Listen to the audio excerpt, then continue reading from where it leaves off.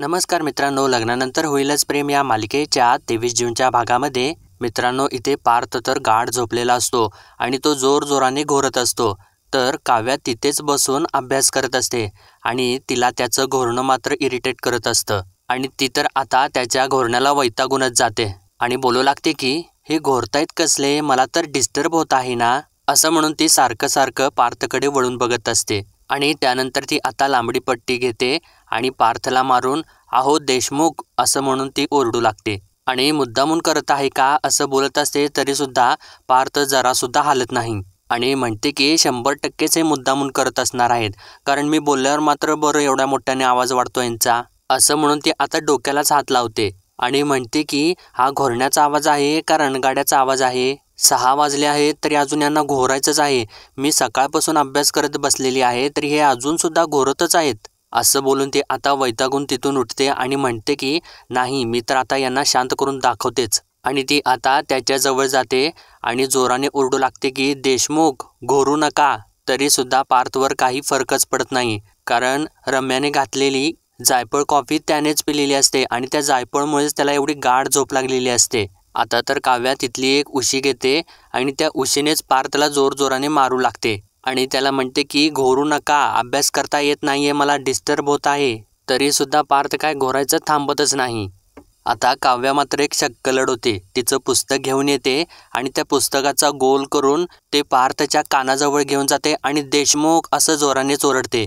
तर तेव्हा पार्थ मात्र आता हडबडूनच जोराने जागा होतो आणि प्रेझेंट सर असं तो झोपेतच बडबडू लागतो. आणि आता त्यानंतर तो काव्याकडे बघतो तर त्याला मोठा धक्काच बसतो. तर तेव्हा काव्या त्याला म्हणू लागते की अहो देशमुख, काय चाललंय इथं, काय चाललंय तुमचं.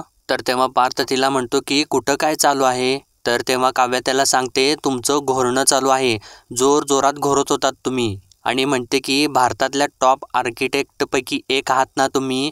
तर तेव्हा पार्थ तिला म्हणतो मग आर्किटेक्ट काय घोरू शकत नाहीत का. तर काव्या त्याला म्हणते की तुम्ही ना जरा जास्तच घोरत होतात आणि या घोरण्यामधली कॉम्पिटिशन जर लावली ना तर त्यामध्ये सुद्धा तुम्ही टॉपरच असाल. असं तिने बोलल्यानंतर मात्र पार्थ हसूच लागतो आणि तिला थँक्यू असं बोलू लागतो. तर तेव्हा काव्या त्याला म्हणते काय हसत आहे तुम्ही, मी काय तुमचं कौतुक नाही आहे करत. तर तेव्हा पार्थ तिला म्हणतो करा ना कधीतरी कौतुक करा ना माझं, शिका ना थोडं कौतुक करायला. आणि जाऊ द्यात, आज काय तुम्ही क्लासला सुट्टी वगैरे घेत आहेत का काय. तर तेव्हा काव्या त्याला सांगते मी क्लासला सुट्टी घेत नाही आहे, माझ्या क्लासला सुट्टी आहे आणि तरीसुद्धा मी घरी असूनसुद्धा मी सकाळपासून अभ्यास करत आहे. तर आता पार्थ तिला म्हणतो की वा व्हेरी गुड. आता ना तुम्ही एवढं मनावर घेतलं आहे म्हटल्यानंतर मला पार्किंगमधली एखादी जागा रिकामी करावी लागेल. तर तेव्हा काव्या का असं त्याला विचारते. तर तेव्हा पार्थ तिला सांगतो की काय आहे ना, तुम्ही एवढा अभ्यास करत आहे, मग अभ्यास केल्यानंतर तुम्ही पास होणार आणि मग उद्या कलेक्टर होणार, मग लाल दिव्याची गाडी येईलच ना, त्याच्यासाठी नको का पार्किंगमध्ये जागा. आणि तिला म्हणतो की 1 मिनिट, तुम्ही ना तुमची लाल दिव्याची जर गाडी आली ना तर मग तुम्ही या गरिबाच्या गाडीत बसणारच नाही. पण हरकत नाही, बायको जर कलेक्टर असली ना तर मग नवऱ्याला तहसीलदार असल्याचं फील तरी येईलच ना, हो की नाही. असं म्हणून तो तिला विचारत असतो. इतक्यात आता त्याचा मोबाईल वाजू लागतो. तर तेव्हा पार्थ आता तो मोबाईल आपल्या हातामध्ये घेतो आणि म्हणतो की हा मॅनेजर एवढ्या सकाळी कशासाठी फोन करत आहे मला. तर तेव्हा काव्या त्याला सांगते अहो घड्याळात अख्खे 10 वाजलेले आहेत आणि हे सांगायलाच ना तुमचे शिंदे मॅनेजर तुम्हाला कॉल करत असतील, उचला तो फोन, असं ती म्हणते. तर तेव्हा आता पार्थ एकदमच हडबडून जागा होतो आणि तिथून बेडवरून खाली उडीच मारतो आणि म्हणतो की अहो 10 वाजलेत आणि तुम्ही मला अजून उठवलं का नाहीत. तर तेव्हा काव्या त्याच्यावरतीच भडकते आणि म्हणते की 1 मिनिट, मी कसं उठवू तुम्हाला, तुम्ही मला काही सांगितलेलं होतं का की मला लवकर ऑफिसला वगैरे जायचं आहे, तुमची मीटिंग वगैरे काही आहे, बोलला होतात का तुम्ही. आणि मुळात ना तुम्ही रात्रभर असं तोंड उघडं ठेवून घोरत होतात तेव्हा काही कळलं नाही का तुम्हाला. तर तेव्हा पार्थ तिला म्हणतो अहो कसला होता तुम्ही, पार्टीपासून तुम्ही अभ्यास करताय ना, जर तुम्ही मला उठवलं असतं ना तर तुमचा अभ्याससुद्धा झाला असता आणि माझी मीटिंगसुद्धा झाली असती. आणि फार वाईट आहात तुम्ही, एकदम बॅड कलेक्टर आहात, आता तुमची पार्किंगची जागा कॅन्सल. तर तेव्हा काव्या त्याला म्हणू लागते की अहो माझी पार्किंगची जागा बाजूला ठेवा, तुमची मीटिंग आहे ना. आणि आता परत फोन आल्यानंतर त्याच्यावरती भडकू लागते, म्हणते की अहो उचला ना तो फोन आता. तर तेव्हा पार्थ म्हणतो की अहो तुम्ही थांबलात तर उचलणार ना मी, असं म्हणून तो आता फोन उचलतो. तर तेव्हा आता पार्थ फोनवरती बोलू लागतो, म्हणतो की अहो शिंदे, आज ना मी ऑफिसला येणार नाही, आज माझं वर्क फ्रॉम होम आहे, असं म्हणून तो आता तिथून निघून जातो. तर तेव्हा काव्या डोक्यालाच हात लावते आणि म्हणते की कोणी याला आर्किटेक्ट बनवलेला आहे काय माहिती, असं म्हणून ती त्याच्या पांघरूणची घडीच घालत असते. आणि तिच्या लक्षात आल्यानंतर ती म्हणते की 1 मिनिट, आणि मी का आवरत आहे यांचा पसारा, असं म्हणून ती आता परत टाकून देते. आणि पार्थ देशमुखांचं ब्लँकेट आहे ना, पार्थ देशमुख बघतील काय करायचं आहे ते, मी आपलं माझ्या अभ्यासावरती फोकस करते, असं म्हणून ती परत अभ्यासाला बसते. तर दुसरीकडे आता वसुंधरा रम्यावरती खुश असते आणि तिला म्हणत असते की आज ना तुझी 10च्या 10 बोटं तुपात आहेत, आज कसं काय सगळं तुझ्या बाबतीत सगळं ना छान होत आहे. तर तेव्हा रम्या तिला म्हणते की आता आजच नाही आई, तर रोजच ना असं माझ्या बाबतीत सगळं छानच होणार आहे, रोजच ना आता माझी अशी गुड मॉर्निंग होईल आणि मी त्या काव्याची ना बॅड मॉर्निंग करेन. तर तेव्हा वसुंधरासुद्धा तिला म्हणते करशील, नक्की करशील, आणि मला खात्रीच आहे रम्या, आणि खरं सांगू का, मला ना तुझा आता असा अवतार बघून ना असं वाटत आहे की तू एखाद्या TV सिरियलची रॅम्प आहेस, टीव्हीला आग लावणारी, असं म्हणून ती हसू लागते. तर तेव्हा रम्या म्हणते की नाही आई, आता ना ही फक्त आग लावणारी रम्या नाही, तर वणवा पेटवणारी रम्या आहे, आणि लवकरच काव्याच्या आयुष्यात मी तो वणवा पेटवणार आहे. त्याचा असा भडका उडेल ना की तिची बहीण ना नंदिनी आहे ना, ती सुद्धा तो भडका विझवू शकणार नाही. आधी ना मी त्या काव्याकडून तिचं ध्येय हिसकावून घेईन, आणि मग ना तिची बहीण सुद्धा. आणि त्यानंतर ती आपल्या गालाला हात लावते आणि म्हणते की कानाखाली न मारताना सुद्धा कशी वळ उठतात ना, ते दाखवून देईन मी त्या नंदिनीला, असं म्हणून ती नंदिनीचा खूपच रागराग करत असते. तर तेव्हा वसुंधराला सुद्धा नंदिनीचा राग आलेला असतो. तर आता दुसरीकडे नंदिनी स्वयंपाकघरामध्ये छान असे डोसे तयार करत असते. तर तेव्हा मानिनी तिथं येते आणि नंदिनीला गुड मॉर्निंग नंदिनी असं म्हणते. तर तेव्हा नंदिनी तर तिला गुड मॉर्निंग असं हळूवारच उत्तर देते.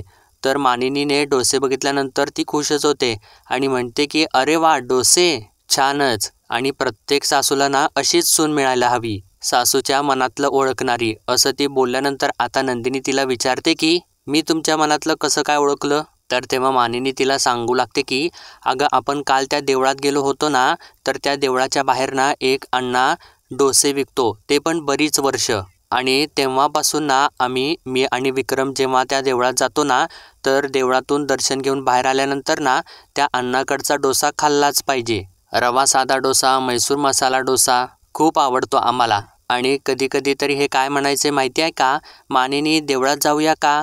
तेव्हाच मला कळायचं की यांना काय देवळात वगैरे जायचं नसायचं, थोडक्यात काय डोसा खायची इच्छा झालेली आहे, असं ती सर्व काही बोलत असते. तर तेव्हा नंदिनी मात्र चेहऱ्यावरून नाराजच दिसत असते आणि ती आता एकदमच हरवून जाते. तर तेव्हा मानिनीची लक्ष तिच्याकडे जातं आणि मानिनीला लक्षात येतं आणि परत ती आपलं काम करू लागते. तर तेव्हा नंदिनी मानिनीला म्हणते की पण मी तुमच्या मनातलं ओळखलं ते कसं काय. तर तेव्हा मानिनी तिला म्हणते की अगं, असं काय करत आहेस नंदिनी, काल आपण त्याच देवळात जाऊन आलो नाही का. तेव्हा आपण देवळातून बाहेर पडताना ना अण्णाकडच्या डोशाचा घमघमाट सुटलेला होता, तरीही मी तुला काही बोलले नाही आणि आपण डोसा खाल्लाही नाही, कारण जीवाची काळजी होती आणि आपल्याला लवकर घरी यायचं होतं ना, आणि आज नेमके तू डोसे करत आहेस असं म्हणत आहे ग मी. तर तेव्हा नंदिनी तिला म्हणते हो अच्छा अच्छा, असं म्हणून ती परत हरवून जाते. तर तेव्हा मानिनी आता नंदिनीला विचारते की एक विचारू का, कारण आजकाल ना आपल्या घरामधलं सगळं काही बदलून गेल्यासारखं मला वाटत आहे. फार्म हाऊसवरती तुम्ही गेलात आणि तिथून परत आल्यानंतर ना कोणी सुद्धा पूर्वीसारखं वागत नाहीये. काव्या गप्प गप्प असते, तू सुद्धा बऱ्याच वेळेला उदासच असतेस. मिथुन भाऊजी ना सतत विचारत असतात, कोडं सोडवत असताना सुद्धा ना मला एकही प्रश्न विचारत नाहीत ते, आणि जीवा आहे ना त्याचं तर काहीतरी वेगळंच सुरू असतं. एकटा पार्थ आहे ना तोच काय तो नॉर्मल आहे, असं ती विचारत असते. तर तेव्हा नंदिनी परत हरवून जाते आणि आता मानिनी परत तिला विचारते अगं नंदिनी, काही खोपत आहे का तुझ्या मनामध्ये. तर तेव्हा नंदिनी नाही असं म्हणून आपली मान हलवते. तर मानिनी परत तिला म्हणते की हे बघ, काही जर असेल ना तर बोल ना, काही विचारायचं असेल तर तू विचार. तर तेव्हा आता नंदिनी थोडीशी सिरियस होते आणि मानिनीला म्हणते की खरंच विचारू का. तर तेव्हा मानिनी म्हणते अगं खरंच विचार. तर तेव्हा नंदिनी एकदम कोड्यातच बोलू लागते आणि म्हणते की समजा बुद्धिबळात वजीर राहिलाच नाही तरीसुद्धा राजाला घेऊन बुद्धिबळाचा खेळ सुरू राहूच शकतो ना, असं तिनं विचारल्यानंतर मानिनीला तर काही कळेनासंच होतं. तर आता दुसरीकडे मिथुन काका आता जीवाकडे आलेला असतो. तर तेव्हा जीवा मात्र ते मोल्डकिनी परत एकमेकाला जोडत असतो. तर तेव्हा मिथुन काका त्याला म्हणतो की अरे जीवा, तू काय खेळ लावलेला आहेस काव्याशी, नंदिनीशी, आणि तुला फार्म हाऊसवरती समजावून सांगितलं तरी सुद्धा तुला कळत नाही का रे? आणि तुझं मन आहे ना त्या कुत्र्याच्या शेपटीसारखं झालेलं आहे, किती सरळ करा तर वाकडंच. आता बघ, आता हे अगोदर फोडायचं आणि नंतर मग जोडत बसायचं. तर तेव्हा जीवा त्याला म्हणू लागतो की अरे काका, मी तुला किती वेळेला सांगितलेलं आहे की हे मी तोडलेलं नाही, हे नंदिनीने कडून तुटलेलं आहे. तर तेव्हा आता मिथुन काका त्याला म्हणतो अरे जीवा, पण हे आता नाही जोडलं जाणार. फुटलेलं गिफ्ट आणि तुटलेलं मन कधीच जोडलं नाही जाणार, कळलं का तुला? आणि मुळात ना मी म्हणत आहे आपण जोडण्याचा प्रयत्न करायचा तरी कशासाठी? सांग ना मला, का करायचा? आणि आय डोंट लाईक दिस जीवा, कळलं का तुला? आणि मला एक सांग, तुला काय दोघी बहिणी पाहिजे आहेत का तुला तुझ्या आयुष्यामध्ये? असं म्हटल्यानंतर आता जीवाला धक्काच बसतो आणि तो धक्क्यानेच त्याच्याकडे बघू लागतो. तर तेव्हा मिथुन काका पुढे त्याला म्हणतो की सांग ना, आणि ना तुला कोणा एकाचा तरीच हात धरावा लागणार आहे जीवा. आणि तसं नसतं रे, ते फिल्ममध्ये नाही का, ते हिरोच्या एका कुशीमध्ये एक हिरोईन असते आणि दुसरी जाते म्हणून ना तिचा पण तो हात धरतो. तसं नाही जमत रे, रिअल लाईफमध्ये वेगळं असतं रे, आपलं जग वेगळं आहे, तू जरा समजून घे जीवा. आणि मी म्हणतो काव्या पाहिजे कशाला आहे तुला? आणि तुला कळत नाही का, ती तुझ्या मोठ्या भावाची बायको आहे, पार्थची बायको आहे, समजत कसं नाही तुला? असं त्यानं बोलल्यानंतर आता जीवा त्याला बोलत असतो. तर तेव्हा मिथुन काका परत त्याला थांबवतो आणि त्याला म्हणतो की एक मिनिट, तुझ्या मनात असंच असेल ना की काव्या माझ्या मनात नाही आहे, असंच बोलणार होतास ना तू?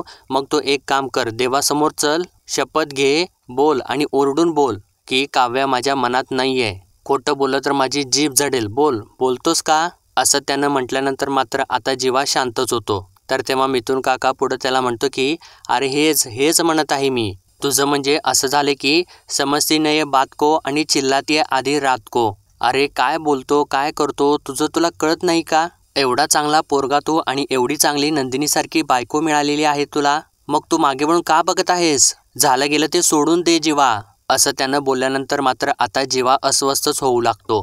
तर इकडे आता नंदिनी मानिनीला परत विचारते, सांगा ना आई, खेळ सुरू राहूच शकतो ना? तर तेव्हा मानिनी तिला सांगते, हो खेळ सुरू राहूच शकतो. राजा खेळातून बाहेर पडला तर खेळ सुरू राहू शकत नाही, पण वजीर जरी बाहेर पडला तरी सुद्धा खेळ सुरू राहू शकतो, राजा जिंकूही शकतो.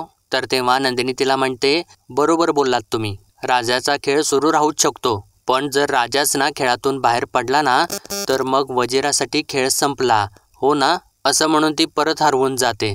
तर तेव्हा मानिनी आता नंदिनीला विचारते, अगं नंदिनी काय झालेलं आहे, नीट सांगशील का तू? असं ती हळुवारपणे तिला विचारत असते. तर तेव्हा नंदिनी आता तिला एकदमच म्हणते की काय नाही आई, आता खेळ संपलेला आहे. तर तेव्हा मानिनीला मात्र धक्काच बसतो, पण तिला नेमकं काय ते कळतच नसतं. तर इकडे आता परत मिथुन काका त्याच्यावरती वैतागतच असतो. त्याला म्हणतो, अरे बोल ना, कधी संपवणार आहेस हा खेळ? संपव एकदाचा हा खेळ, मी तुझ्या आता तर पायाच पडतो. तर तेव्हा जीवा आता त्याला म्हणू लागतो की असं एका महिन्यात संपवू का? वर्षभराचं प्रेम असं एका महिन्यात संपवून टाकू का? अरे आठवणी आहेत ना, त्या पुसायला तर वेळ लागेलच ना, असं कसं लगेच संपवता येईल ते? मी प्रयत्न करत आहे, माहिती आहे ना तुला, मी मूव्ह ऑन होत आहे ते. तुलाच मी फार्म हाऊसवरती सगळे गिफ्ट्स जाळून टाकायला सांगितले होते ना, जाळलेस ना तू? आणि मग आता हा हँडमोल्ड पडला आणि फुटला, मग मला आठवण आली रे यार. वेळ लागेल ना यार, वेळ लागेलच मला, वेळ द्या ना मला थोडासा. आणि मला माहिती आहे मी नंदिनीसोबत चुकीचं वागत आहे आणि मी त्यासाठी ना तिला सॉरीसुद्धा म्हणेन. तुम्हाला ना काव्याचं दुःख दिसतंय, नंदिनीचं दुःख दिसतंय, तिला होणारा त्राससुद्धा दिसत आहे, पण मला होणारा त्रास तो कुणालाच दिसत नाहीये. वेळ द्या ना मला. तर आता ते सर्व काही ऐकल्यानंतर मिथुन काका त्याला एकदम हळूवारच विचारतो, नेमकं कशासाठी वेळ हवाय तुला जीवा? तुझं आणि काव्याचं नातं जगासमोर आणण्यासाठी वेळ हवाय का काव्याचं प्रेम कायमचं विसरण्यासाठी वेळ हवा आहे? असं त्यानं विचारल्यानंतर आता जीवा थोडासा शांतच होतो आणि परत त्याला म्हणतो की मला फक्त इतकंच कळते की काव्याला ना अजून त्रास होता कामा नये, आणि त्याहीपेक्षा महत्त्वाचं, आम्हा दोघांच्यामुळे ना नंदिनीला त्रास होता कामा नये. कारण मला माहिती आहे या वर्षभरात ना जितकं प्रेम काव्याने माझ्यावरती केलेलं आहे ना, त्याहीपेक्षा जास्त ना माझ्यावरती प्रेम नंदिनीने केलेलं आहे. आणि तिच्या डोळ्यात ना मी पाणी बघू शकत नाही रे. मी ना मधल्यामध्ये अडकलेलो आहे, काय करू ना काहीच कळत नाही मला. माझी अवस्था ना या हँडमोलच्या तुकड्यांप्रमाणे झालेली आहे. रोज माझ्या मनाचे तुकडे होत आहेत आणि ते दिसत मात्र कोणालाच नाहीत. असं त्यांना बोलल्यानंतर आता मिथुन काका मात्र उठतोच आणि तो उठूनच तिथून निघून सुद्धा जातो. तर तेव्हा जेव्हा मात्र परत ते हँडमोलचे तुकडे जोडू लागतो आणि तो जोडत असतो तरी सुद्धा ते तुकडे जोडले काही जातच नाहीत. तर आता इकडे बाहेर मानिनी चहा घेऊन टेबलवरती येते. तर तेव्हा नेमका मिथुन काका सुद्धा तिथे येतो. तर तेव्हा मानिनी त्याला चहा देते. तर तेव्हा मिथुन काका चहा पितो आणि मानिनीला म्हणतो की वा वहिनी, काय फक्कड चहा झालेला आहे. थांबा, मी आता काय करतो, अजून एक घोट घेतो आणि बघतो ओळखतो नेमका कोणी चहा केलेला आहे ते. आणि तो अजून एक घोट घेतो आणि मानिनीला म्हणतो की वा, नंदिनीनेच केलेला आहे ना चहा, आय लाईक धिस. आणि कुठं आहेत मॅडम असं तो विचारतो. तर तेव्हा नेमकं रम्यासुद्धा मागे येऊन तिथे उभारलेली असते. तर तेव्हा मानिनी मिथुन काकाला सांगते की हे काय, ती आतमध्ये डोसे करत आहे. तर तेव्हा रम्या आता मिथुन काकाला गुड मॉर्निंग काका असं म्हणते आणि मानिनीला सुद्धा ती गुड मॉर्निंग करते एकदमच, आणि ती एकदमच आनंदित असते. तर तेव्हा मानिनी तिच्याकडे बघते आणि विचारते की अगं काय तू आज एवढी एकदम खुश का आहेस. तर तेव्हा रम्या तिला सांगते की सगळं मनासारखं व्हायला लागलं ना माझ्या की मग मला मज्जा येते. तर तेव्हा आता मिथुन काका शंकेनेच रम्याला विचारतो की अगं रम्या, नेमकं काय व्हायला लागलेलं आहे तुझ्या मनासारखं आणि कशाची मजा येत आहे तुला. तर तेव्हा आता रम्याच्या सुद्धा ती गोष्ट लक्षात येते आणि ती आता एकदमच शांत होते आणि मिथुन काकाला म्हणते अरे काही नाही, ऑफिसमध्ये छान मीटिंग्स होत आहेत, क्लायंटचे छान रिस्पॉन्स येत आहेत म्हणून मज्जा येत आहे असंच म्हणायचं होतं मला. असं म्हणून ती आता थोडासा विषय डायव्हर्ट करते. तर तेव्हा मानिनीच्या मात्र ती गोष्ट लक्षात येते आणि मानिनी तिला नक्की ना असं म्हणून विचारते. तर तेव्हा रम्या तिला म्हणते की अगं हो मामी, पण तू असं का विचारत आहेस. तर तेव्हा मानिनी म्हणते की कारण ना आजकाल या घरामध्ये कोणाच्या मनात काय चालू आहे ना हे कळेनासच झालेलं आहे मला. तेव्हा आता मिथुन काकाच्या सुद्धा ती गोष्ट लक्षात येते. तर तेव्हा रम्या तिला विचारते की काय झालेलं आहे मामी, तुला कोणी काही बोललेलं आहे का, किंवा तुझ्यापासून कोणी काहीतरी लपवत आहे असं वाटत आहे का तुला. तर तेव्हा मानिनी आता तिला म्हणते की अगं रम्या, तू ना या सगळ्यामध्ये आता पडूच नकोस आणि तुला ऑफिसला जायचं आहे ना, मग ऑफिसला जायच्या अगोदर ना गरम गरम डोसे होत आहेत, तू खाऊन जाशील. तर तेव्हा रम्या तिला म्हणते की नाही नको, मला ना उशीर होत आहे, पार्थ आला ना की मग आम्ही लगेच निघूच असं ती म्हणत असते. तर तेव्हा काव्या मागून ओरडते की पार्थ आज येणार नाही आहेत. तर आता तिचा आवाज ऐकल्यानंतर मात्र रम्याला चांगला मोठा धक्काच बसतो आणि ती धक्क्याने एकदम मागे वळूनच बघते. तर समोर चक्क तिच्या काव्या उभी असते आणि आता मिथुन काका आणि मानिनी सुद्धा काव्याकडे बघू लागतात आणि रम्याची तर पूर्ण पायाखालची जमीनच सरकलेली असते आणि तिला तर काही कळेनासच झालेलं असतं आणि आत्तापर्यंत तिला जो एवढा आनंद झालेला असतो तो सगळा निघून गेलेला असतो. तर तेव्हा रम्या आता तिला म्हणते की अगं काव्या, तू उठली असं म्हणूनच ती मध्येच थांबते आणि परत त्या दोघांच्याकडे बघू लागते आणि परत आपले शब्द बदलून ती तिला म्हणते की म्हणजे आता तू ठरवणार आहेस का पार्थने कुठं जायचं आणि कुठं नाही जायचं ते. अगं ऑफिसला जायचं आहे आम्हाला आणि आम्हाला तिथे खूप काम असतं असं तिला ती बोलत असते. तर तेव्हा काव्या आता तिला म्हणते की अगं माहिती आहे मला, आणि मुळात ना पार्थने काय करायचं आणि काय नाही करायचं हे मी का ठरवू, आणि त्यांनी जस्ट मला एक रिक्वेस्ट केली की तुम्ही बाहेर जा आणि रम्याला एक निरोप द्या. तो निरोप द्यायलाच मी आलेले आहे आणि ते जस्टच उठलेले आहेत आणि अजून त्यांची आंघोळसुद्धा नाही झालेली असं तिने सांगितल्यानंतर मात्र आता रम्याला अजून मोठा धक्का बसतो आणि रम्या आता काय असं म्हणूनच तिला विचारते आणि पुढं बोलणारच असते. परत ती स्वतःला सावरते आणि ती काव्याला म्हणणार असते की अरे बापरे, म्हणजे ती जायफळ घातलेली कॉफी पार्थने पिली का, पण ती स्वतःला सावरते इथे. आणि आता काव्या तिला म्हणते काय काय झालं काय आहे, आणि त्यांनी ना तुझ्यासाठी हा निरोप दिलेला आहे की तू पुढे हो आणि मीटिंग सुरू कर, धर्माधिकारी बरोबरची मीटिंग ती तू सुरू कर. तर तेव्हा रम्या तिला म्हणते की हो पण ना त्या मीटिंगला ना पार्थनं हजर असणं महत्त्वाचं आहे. तर तेव्हा काव्या तिला मध्येच थांबवते आणि म्हणते की त्यांनी हेही सांगितलं होतं की ते ऑनलाईन ती मीटिंग अटेंड करतील. असं सांगून आता काव्या बाजूला जाते आणि टेबलवरचं पाणी घेऊ लागते. तर तेव्हा मानिनी आता काव्याला विचारते की अगं काव्या, कसं काय का हा उशिरा उठला, म्हणजे ना जनरली असं होत नाही. तर तेव्हा काव्या तिला सांगू लागते की मलाही काही आयडिया नाही आहे काकू, ॲक्च्युली ना काल रात्री त्यांनी माझ्यासाठी कॉफी केलेली होती, मी अभ्यास करत बसले होते पण मी काही ती कॉफी प्यायले नाही असं तिनं सांगितल्यानंतर मात्र आता इकडे रम्याला अजून एक धक्का बसतो आणि काव्या पुढं सांगते की माझी कॉफी ना मी त्यांनाच दिली प्यायला, पण झालं मात्र उलटंच, कारण 2 कप कॉफी पिऊन सुद्धा ते ढाराडूर झोपलेत आणि मी रात्रभर अभ्यास करत होते. आणि आता हे ऐकल्यानंतर मात्र रम्याला कळतं की आपल्या प्लॅनचा तर सगळा बट्ट्याबोळच झालेला आहे. आणि आता ती मनातल्या मनात बोलू लागते की म्हणजे माझा प्लॅन आता पूर्ण फसलेला आहे आणि मला तर वाटलं होतं की सगळं माझ्या मनासारखं झालेलं आहे, असं ती विचार करत रागारागातच काव्याकडे बघत असते. आणि तेव्हा मानिनीचं लक्ष मात्र रम्याकडेच जातं. आणि आता मानिनी रम्याला म्हणते की अगं रम्या, कसला एवढा विचार करत आहेस तू? तर तेव्हा रम्या दचकतेच आणि आता तिचं तत-पप होऊ लागतं. तर तेव्हा मानिनी पुढे तिला म्हणते की तुला ऑफिसला जायला उशीर होत होता ना, आणि आता पार्थ येत नसला तरी सुद्धा तुला जावंच लागेल ना ऑफिसला. तर तेव्हा रम्या तिला म्हणते हो हे काय, मी निघतेच आहे, असं म्हणून ती आता काव्याकडे रागारागात बघतच तिथून निघून जाते. तर आता काव्यासुद्धा आतमध्ये चाललेली असते. तर तेव्हा मानिनी तिला थोडंसं थांबवते आणि म्हणते की हा चहा ना मी पार्थसाठी केलेला होता, पण त्याला अजून वेळ आहे ना, मग हा गार होईल, मग मी ना त्याच्यासाठी नंतर करते, तुला चहा हवा आहे का, असं तिला ती विचारते. तर तेव्हा काव्या तिला सांगते की नाही थँक्यू काकू विचारल्याबद्दल, पण मला ना ॲक्च्युली कॉफी प्यायची होती, मी माझ्यासाठी कॉफी करते, असं म्हणून ती आतमध्ये चाललेली असते.